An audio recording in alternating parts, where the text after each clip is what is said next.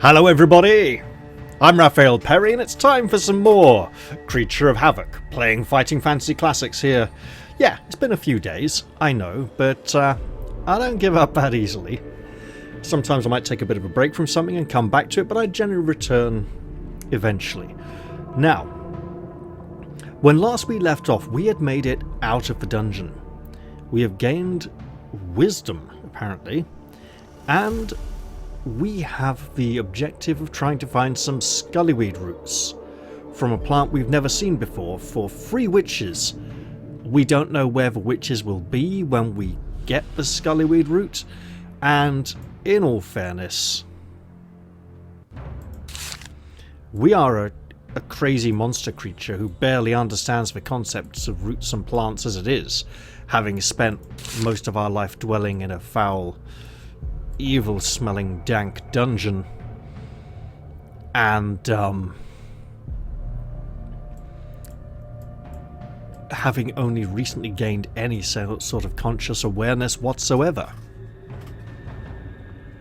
Now, I've got a couple of thoughts before continuing, right? To leave the dungeon, we had to give the gate guard the amulet that allows us to detect secret doors. This means, of course, that we won't be able to detect any secret doors with that magic amulet for the rest of the adventure. This is fine. However, when we got outside, we discovered that it was possible to get chased by an army of the undead into a crypt and head down some stairs through a secret door and end up back in the dungeon. And we were in the dungeon loop of going round with the portcullis tunnel coming up, the crossroads to there being a dead end, and the evil necromancer's undead laboratory over here. It turned.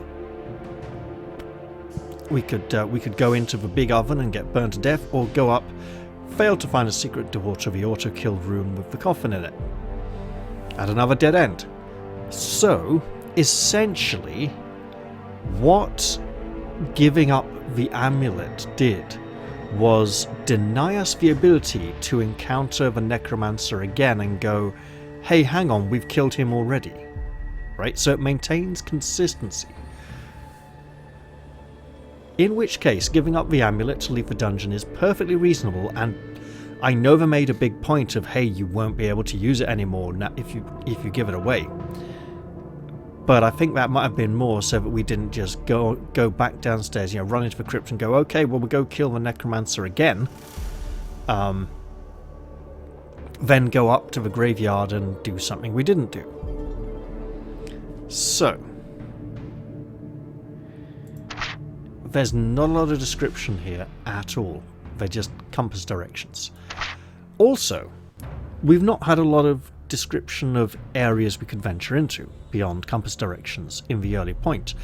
And this is the second thing I wanted to lead into. The initial dungeon was very challenging and confusing, but I think that was supposed to be the case, not because it was intended to be incredibly difficult for anyone to defeat, but maybe because we're playing this strange monster creature who is mentally challenged and developing intelligence and wisdom and the ability to understand language, the power of free thought, so essentially making that dungeon seem very hard with lots of wrong turns and auto kills. First off, it gives the impression, hey, look, this is really difficult and challenging, right? But it also maybe should give the impression this is really challenging for the creature, as it's still struggling to come to terms with these kinds of things. Right, so without further ado, let's go looking for some scullyweed roots. As you settle down to sleep in the run-down old building, you reflect on the words of the witches. You must find for them scullyweed roots from a plant you have never seen before. However, this task does seem to arouse your interest, and you are aware that something of yourself is developing. Your mind goes back to the blind wizard in the room and how you would never have been able to undertake a task such as this if you now felt as you did then. Again, probably this ties into the fact that we left him in the room and didn't take him with us. Because if we'd brought him with us, it would have been harder to justify this, right? It's also back padding, right, or something. This is almost as if you're developing wisdom. This notion occupies your thoughts and you drop into a disturbed sleep. When you are awake the next morning, light is streaming in through coloured glass in the windows and you heave yourself to your feet. A fresh, meaty meal is lying next to you and you eat it. We have recovered luck and stamina points. You may now set off. Will you head north, south, east, or west? North, south, east, west. Everyone I love the best. Hang on.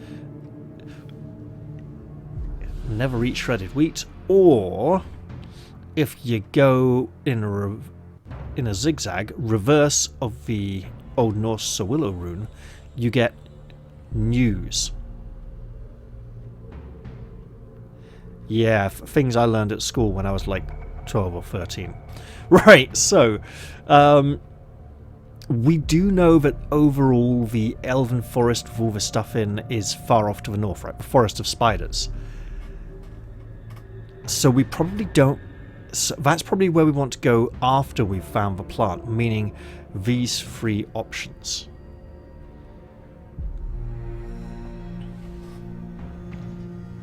Overall, this book has prioritized west and like secondary north, I think, so far, with a little bit of east as well.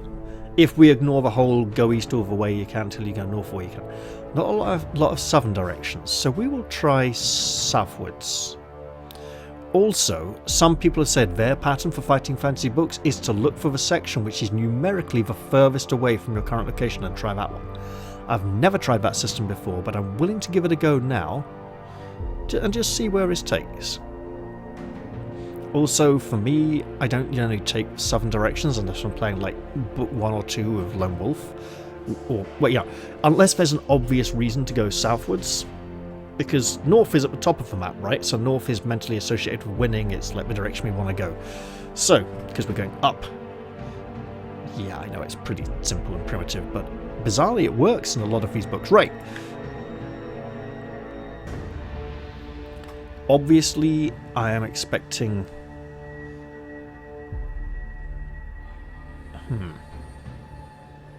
Oh well, let's see how it goes.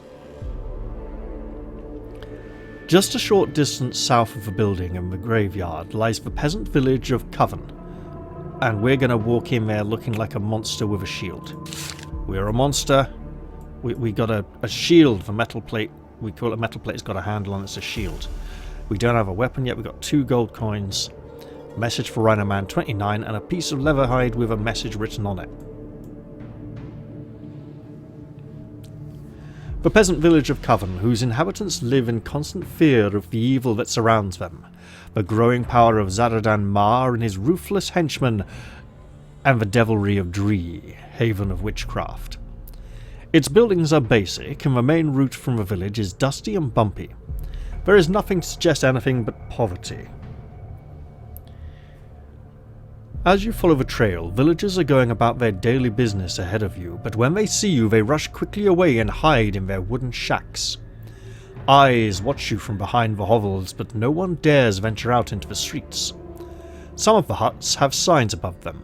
One reads provisions, and another reads medicine man. Are we going to really do shopping? Will you see what you can get in the way of provisions? With 2 coins? Maybe. Or will you visit the medicine man? I'll do that because maybe I can go and point at some roots and it'll give me some clues.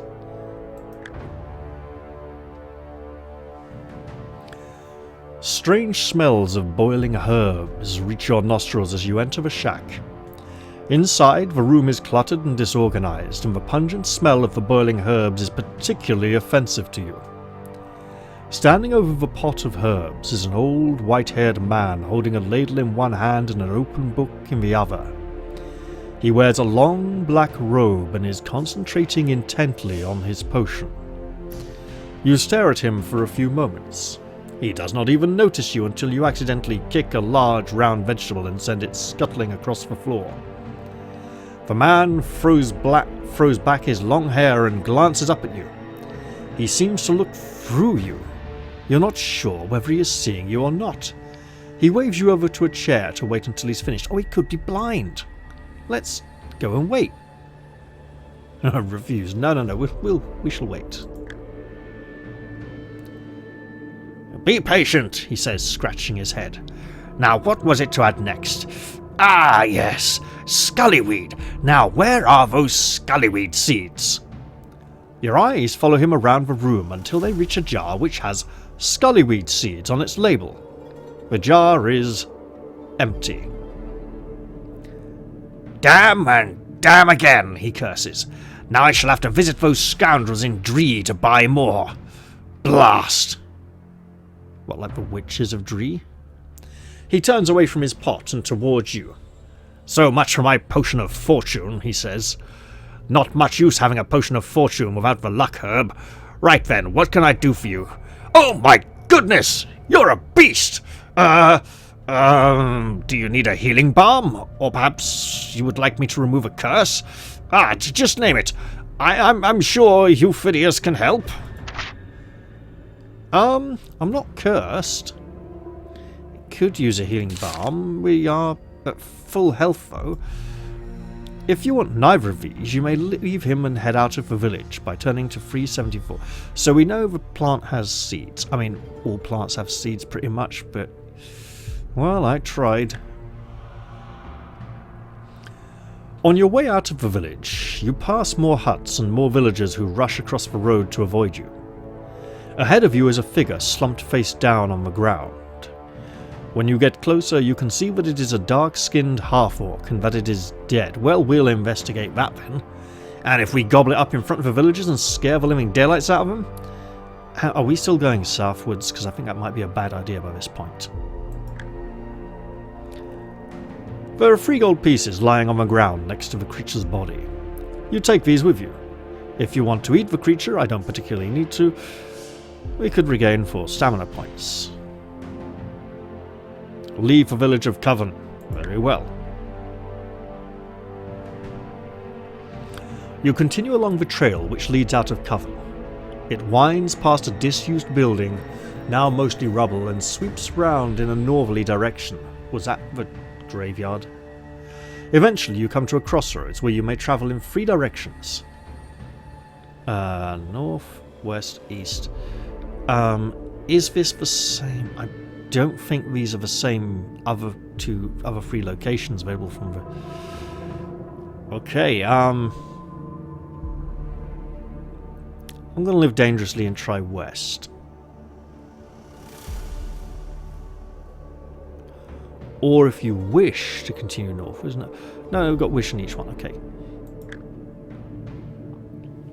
The trail leads to a small copse growing on a solitary hillock which is the only noticeable feature of the otherwise flat countryside. When you reach the hillock, you see a face of bare rock. Set in this face are a number of small cave entrances facing the trail. At the centre of these, backed up to the rock face, is a hut, and smoke drifts lazily from its chimney. Someone is at home. Looking out westward beyond the hillock, the ground is flat as far as you can see. Your eyes scan the inhospitable wastes of the windward plain.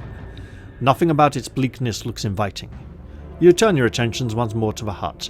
I don't think I'm going to find the plant in the caves, but I don't think I'm going to find it in the hut either, and if I go in there I'm likely to antagonise the inhabitant. So I'll try the cave. Yeah, cave it is. You enter the largest of the caves. It is quite deep and is pitch black, so you can see very little of what is inside. Straw covers the floor and there is an unpleasant smell in the air. Suddenly your ears prick up. A snuffling noise is coming from deeper in the cave, followed by the dull clang of metal on rock. So something chained up. Your nostrils pick up the scent of animal sweat. Do you want to continue into the cave, or will you instead leave whatever is in there in peace? I'm going to depart. Tell you what, I really hope Tin Man Games at some point do Legend of the Shadow Warriors or Beneath Nightmare Keep. Goodness, those were both quite challenging books. but each very enjoyable in their own way. You head off back towards the crossroads, turn this time to the north so I can't go east anymore, which means either north is the correct way to go or I've just completely missed out on my opportunity to get the plant. You follow the trail northwards. By now it is becoming quite dark. The setting sun gives way to a bright moon which is almost full. Eventually you decide to rest for the night and you settle down to sleep behind a large boulder. The night passes peacefully and you gain 4 stamina points for your rest and wake sober and refreshed. The next morning you continue northwards until you reach a fork in the path. A signpost stands by the side of the road. The way to the south is signposted to Dree. To the northwest the signpost reads Coven. How? Right, I went to Coven. I left the village of Coven. I came to a crossroads where I could go north, west or east. I went north. And now a road to the northwest leads to Coven.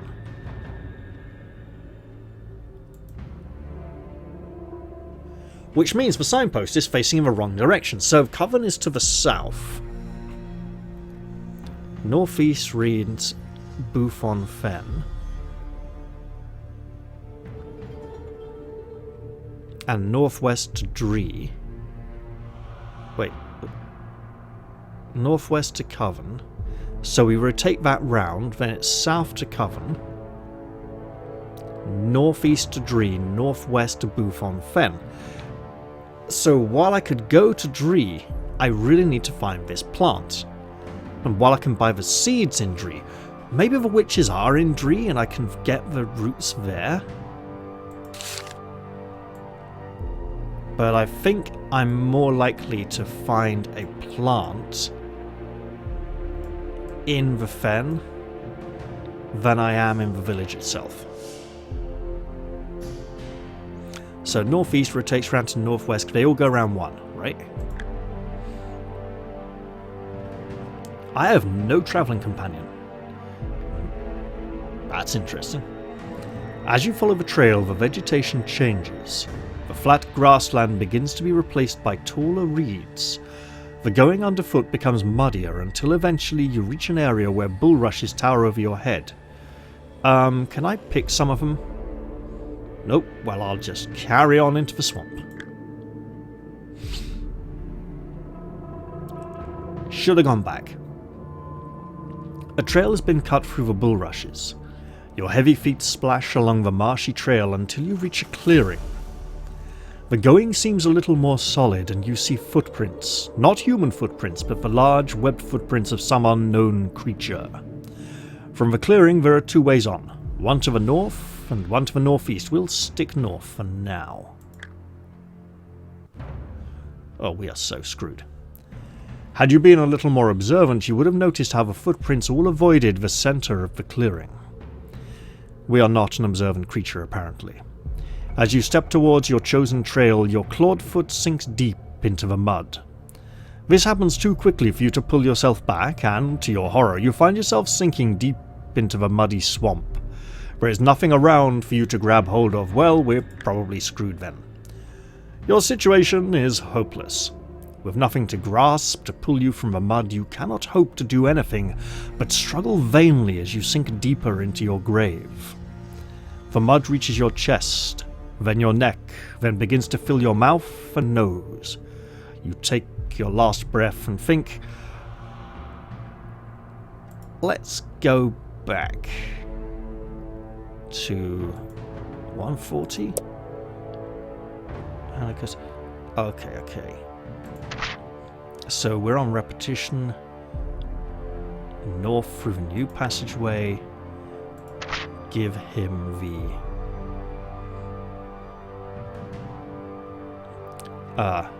nod. No gesture. Wait. And give.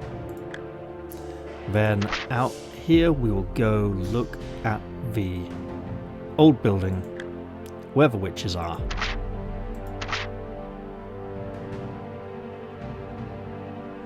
Accept their quest. And you know what? We'll drop a bookmark here. So it's pushing them down, it's not pushing them up. Alright. I'll check west and see if it's the same. So, while this makes for better viewing, overall it does, it's not so good as a player. The repetition, the learning the way to get here is better because it gets you in the mindset, you get more of the experience. This jumping about, it makes it harder to keep track of your place. You're like, oh, well, I'm just back where I was, you know. Let's try though. Is it the same west? Is this the same crossroads, essentially? No, it's not! You leave the building and set off west, the rising sun warming your back. Once you have left the area of the graveyard and the ruined chapel, the way ahead looks bleak. The flat countryside is featureless except for the old, flat-topped Ta'anum tree and occasional boulders which resemble grains of corn on some gigantic field. You stop by one such boulder to rest in its shade. Scum! Scum! Be off with you, scum! Squeaks a tiny voice which makes you jump. Move on, dungface! Show us your back! You look around but see nothing. You stand to search around the stone. The vomit puddle walks! Go on, sewer snake, away! You're bewildered by the voice until you catch sight of a small, black, jabberwing bird hopping around on the top of the boulder. It opens its beak and again the voice speaks to you. Make dust, goblin brain! Go north to Dree, only Windward Plain out to west. Not much happening here. Well, what are you waiting for, sewage slime? Go! You have by now had enough of these insults. You cannot catch the little creature and you are sufficiently rested, so you set off. The creature is delighted to see you go. You attract a swarm of flies while you are resting and the jabberwing wants to eat some. Once you are safely out of the way, you gain 2 stamina points for your rest. West or north? This is very much feeling like a wrong way.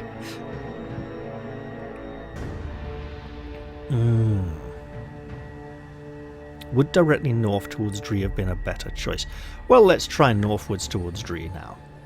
Following the jabberwing's advice, you set off northwards. You pause on top of a hillock and survey the area.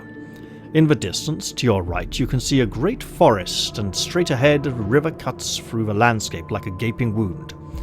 You head on, and a short distance after you have left the hillock, another trail joins yours from the right.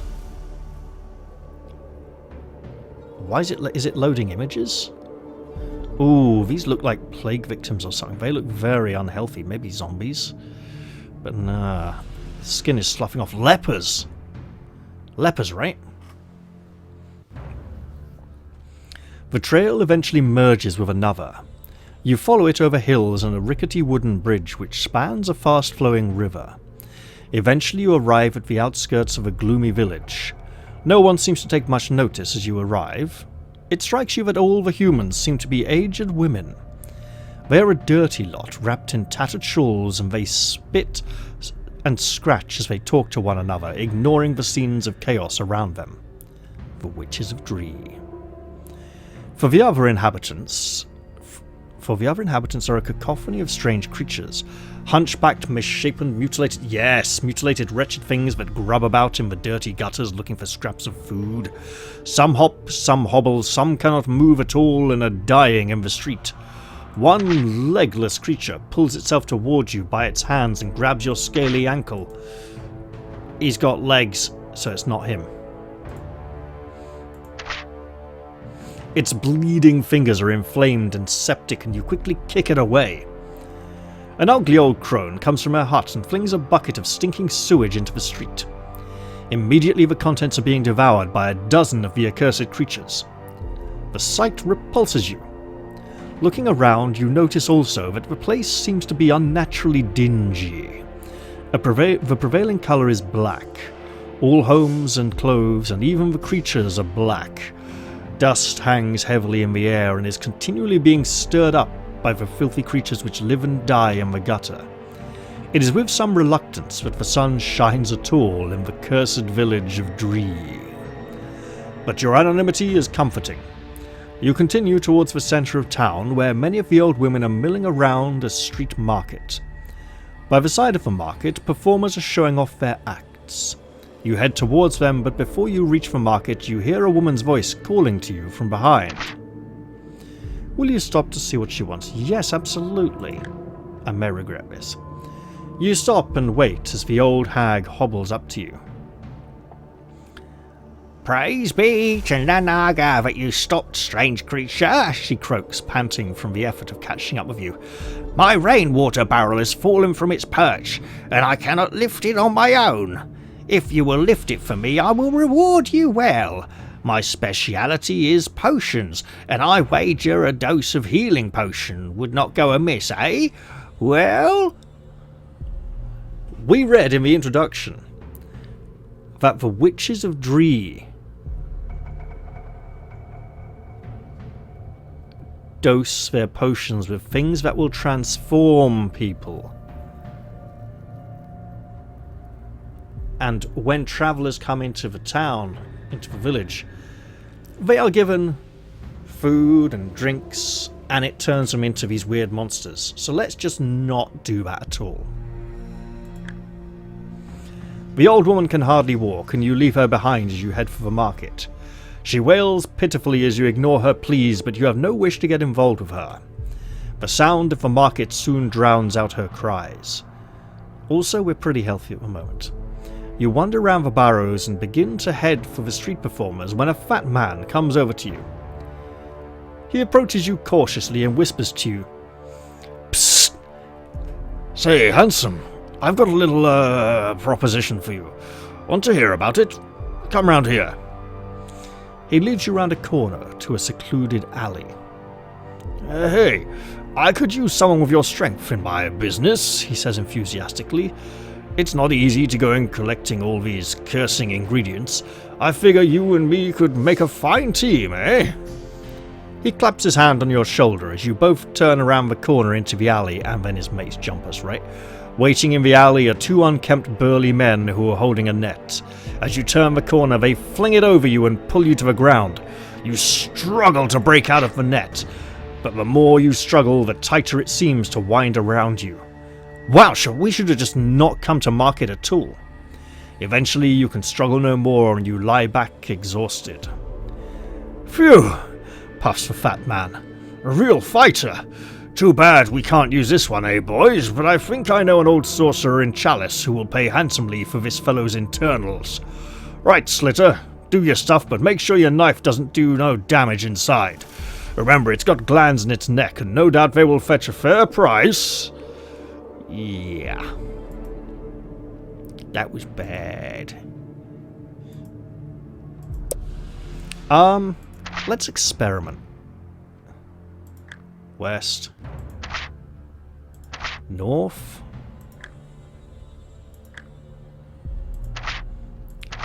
And help her.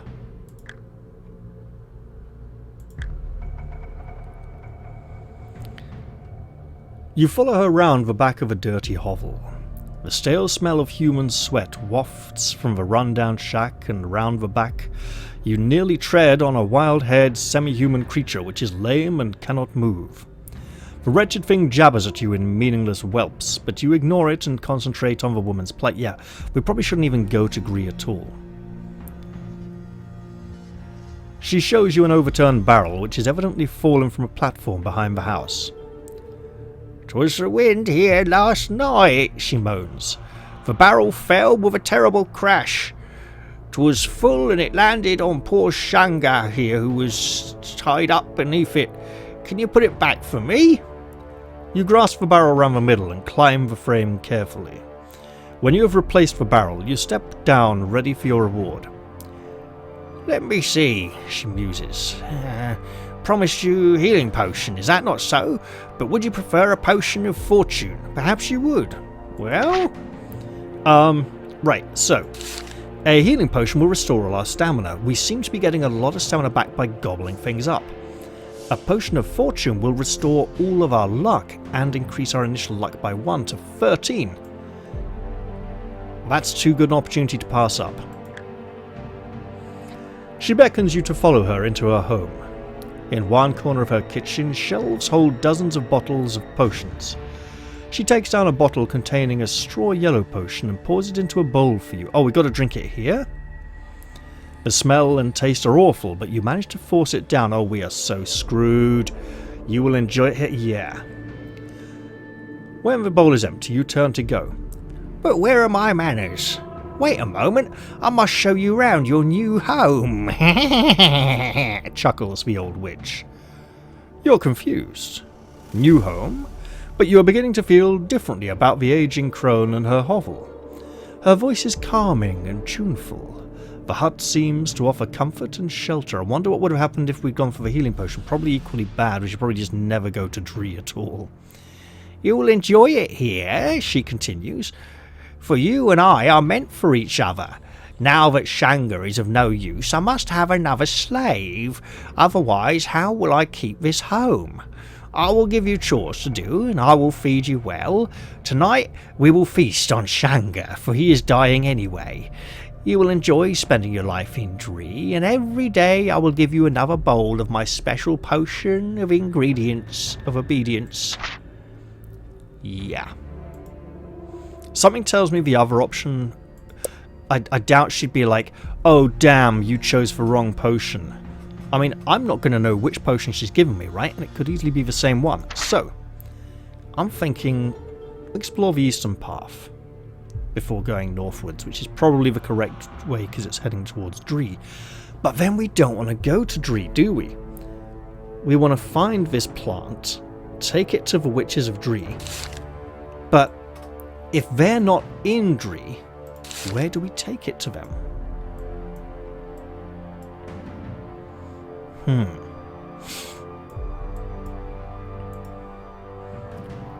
And there was me hoping it would get any easier once I'd left the dungeon. Okay, eastwards it is. You leave the building and continue past the yard of stones. You join a path which leads east over a stile and through a field of crops being gathered by peasants. Heads bob up over the tops of the plants as one by one the peasants notice your presence. Screams come from a couple of the women and the men rush towards you, hurling stones. They keep a safe distance, but their missiles are landing close. Make off the field away from them. React turning on them. Settle down in the field and eat some crops. Hey, look, we don't know what these plants look like, right? But it's probably not going to be something we can just pick in a field. This could enrage them, but it could also show that I bear them no ill will. Is that backing up to the crossroads or not? I don't know. You ignore the peasants and sit down in the field. They continue their yelling and the stones still land close by, but you are hungry. You grab an ear of corn and put the whole thing in your mouth. The peasants dare not come too close to you, but they keep up their barrage of stones until you leave the field. 1 in 6 chance, we got the 5 in 6, so... Stones fly around you, but none of them hit you. You can now leave the field, punish the peasants for attacking you, or ignore all the fuss and continue eating. This is either an invitation for trouble, or it's leading to something. I'm going to leave the field. This is back the same way that I could have gone the other way. So, they chase after you, hurling their stones and abuse until you are well out of their field. Luckily, no stones hit you and you are soon out of range. You continue along the path, which winds towards a spreading forest until you reach a sign which reads Not Oak Wood. That's a familiar name. Is that where the witch is said to go and look for this plant? The path leads deep into the forest and you follow it. Oh. This sign is pointing the wrong way as well.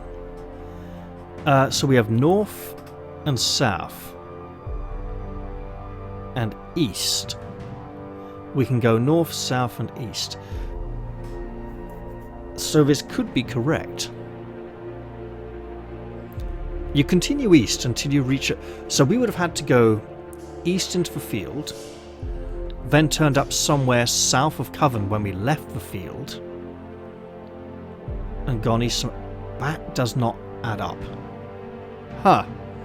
Someone is intentionally messing with these signposts. And I imagine it's the minions of Zharradan Marr, to make it more confusing and difficult for everybody. Or some kind of resistance faction. You continue east until you reach a junction where another path joins from the north. There is a signpost at the junction. The sign pointing northwards reads Coven. To the south, the sign reads Bilgewater, though no path runs that way. No path runs that way. To the east, the sign reads Testing Grounds.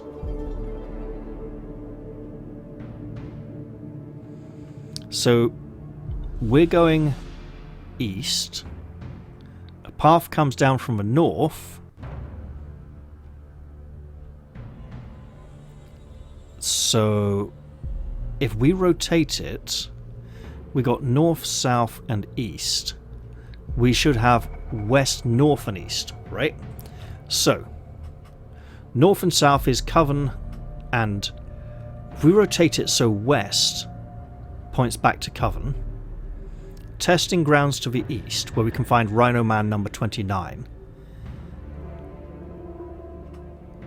We've gone north, we've rotated it round 1, so the south goes round to the east to Bilgewater, and the east goes round to the north to the Testing Grounds. So, Coven behind us, Testing Grounds to the north, Bilgewater to the east.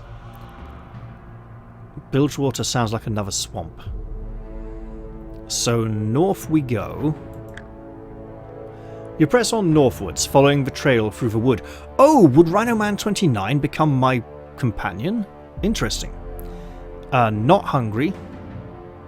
So, continuing.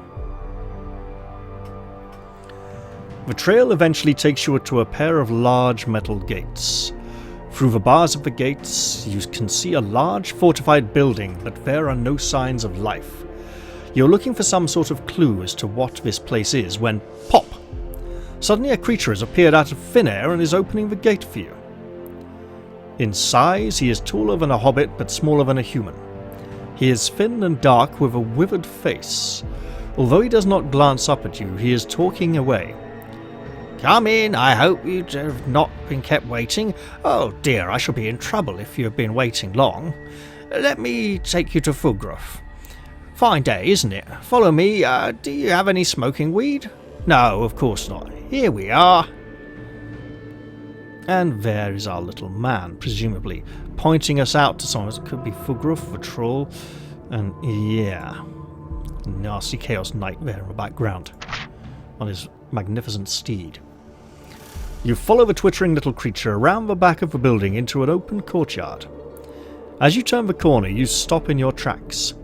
The grounds are milling with creatures, goblins, humans, orcs, elves, and the odd rhino man, lizard men and others talking, exercising and practicing with weapons. In the centre of things, a huge burly half-troll in a black tunic is moving between the groups and barking orders. Your guide pushes through the crowds and grabs the half-troll's tunic. "Fulgraf, a visitor! He grunts and turns to you. "Visitor, eh? Were you kept waiting at the gate?" he asks, aiming a fiery glance at the little creature. You shake your head. "So you've come to join us, have you?" he continues. "Marr's legions could do with the sort of strength I see in those arms. Let's see what you can do. 11? Over here." One of the legionnaires wears a medallion around his neck each of the legionnaires wears a medallion around their neck with their own number on. Own number on, I imagine. A lightly armoured man wearing number 11 comes over, carrying a sword in one hand and a mace in the other. "Alright, 11, chuckles Fulgruf, who evidently despises the man. Let's see how you fare against our friend here." 11 looks at you and gulps. A circle forms around you, and like school kids, I imagine they're all going, "Fight! Fight! Fight! Fight! Fight!" Let's do it.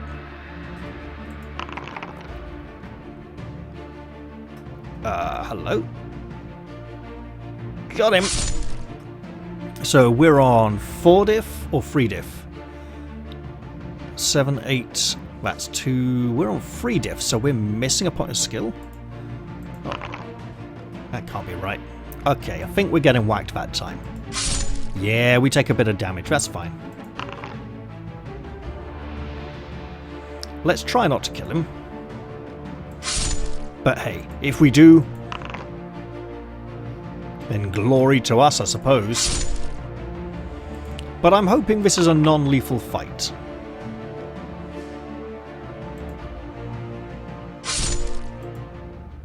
The combat has lasted long enough, and we have reduced his stamina to 2 or less. "A fine display," says Fulgruf, nodding. "You will be a valuable addition to the legions. Come with me and I'll give you some food. If I remember right, hobbits are a favourite of your kind. No? Or maybe you'd prefer to meet some of the other legionnaires. Make this place your home. Also watch out for the rhino men. Thick as zombie blood they are, and dangerous as dragon's breath. We could eat, or let's mingle with the others." I want Rhino Man 29. You leave Fulgruf and move around the courtyard, mixing with the others. They are an unruly lot, spoiling for a fight. Each wears the studded black leather tunic, which is the galley keep uniform. Each also wears a medallion round his neck with his numbers on. Okay, thoughts. There's going to be a few auto kills, like accidentally signing up and joining the Legion and being like brainwashed or like enslaved, getting stuck on the flying ship, which we might get to travel on, or it could be a... Another feeling is this is main plotline stuff and we should have found the plant and taken it to the Witches of Dree before we got here.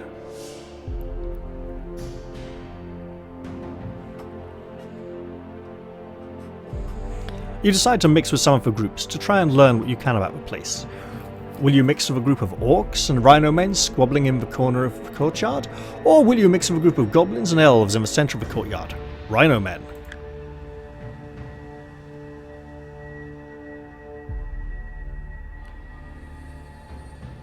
One of the rhino men is boasting that he could easily defeat Fulgruf in battle. Well, they are apparently stupid. Even if he can, that's not the sort of thing he should brag about. The orcs are taunting him and the tension is mounting as the other rhino men defend him. A fight may break out at any moment. Well look, I'm looking for one rhino man in particular. If he's the braggart, then it's just my luck. One of the rhino men catches your attention and you remember the message. His back is a little stooped and he is obviously past his prime. He looks at you with tired eyes as you approach him. He has seen many young, strong and ambitious legionnaires in his time, and he finds them quite tedious. You step up to him and pass the message. He steps back and looks at you incredulously. Is that true?" he stammers. "Is my sister safe at last? Then I have no need to stay at this god-forsaken castle. Thank you for this news, strange creature. I must now make my plans to leave." So, join him? Yeah, sure, absolutely. Continue on through... No, that probably leads to trouble. Old 29, the legionnaires proudly refer to themselves by the numbers, has been at the fort for some time. He knows everything that happens and all the ways to escape. The two of you spend the evening together and he is happy to talk about his own past, though his stories do tend to ramble. He and his sister were recruited into the service of Zharradan Marr many years ago. Rhino men are particularly suitable as guards, and 29 can remember being a member of Marr's personal guard during the sacking of Salamonis. But he disliked Zharradan Marr. The turning point in his career came when he was caught drinking in Salamonis with another Rhino man who was known to be engaged to Marr's former colleague, but now arch-enemy, Balthus Dire. Engaged by, not engaged to. If Balthus Dire was engaged to a Rhino man, that would be a very amusing. Yeah. Engaged to Balthus Dire. Ooh dear.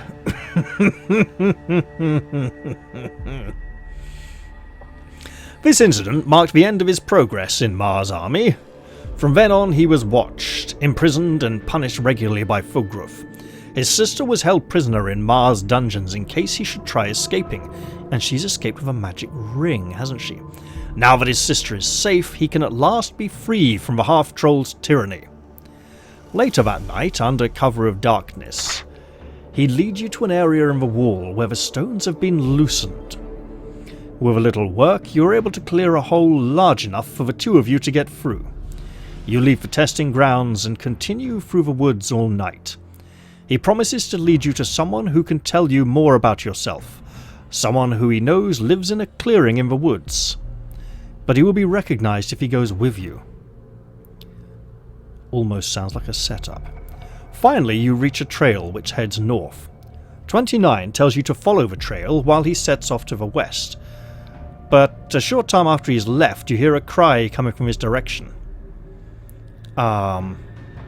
He's probably being attacked. I think I should go save him. Rush after him and see if you can help, even though that means we might not get to go the other way. You'll leave the path and... oh, the galley keep... oh, dear goodness.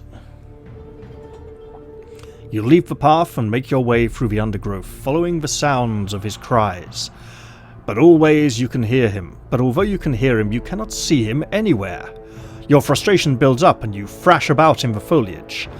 An unnatural click beneath your foot should have been a warning, but in your rage, it is a warning which you choose to ignore. An instant later, the trap has sprung, and you are hoisted into the air by your ankle and dangle helplessly from the treetop. And there, hanging a short distance away, is the old Rhino man. Your attempts to free yourself are to no avail.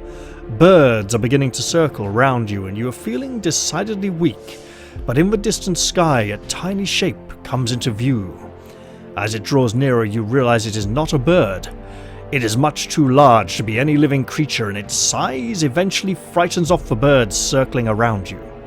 The old Rhino man has seen it too. "The galley keep!" he moans.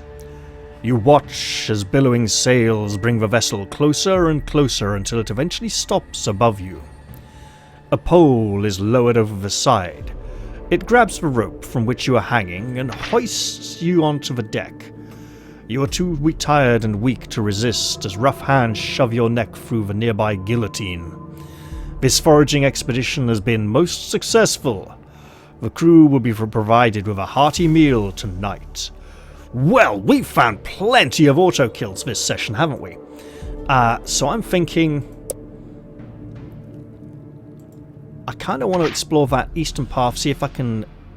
because getting the message to Rhino Man number 29 and heading off to meet someone in the forest who can tell us more about ourselves feels like a correct thing to do. But I think I'm going to leave that till the next episode. For now, though, it's like 20 to 4 in the morning and I could really do with a break and just go to bed. So I'm going to end this one here. I hope you've all enjoyed this episode, and I do look forward to seeing you all in the very next one. I'm going to say goodbye for now, though, and cheerio, everyone!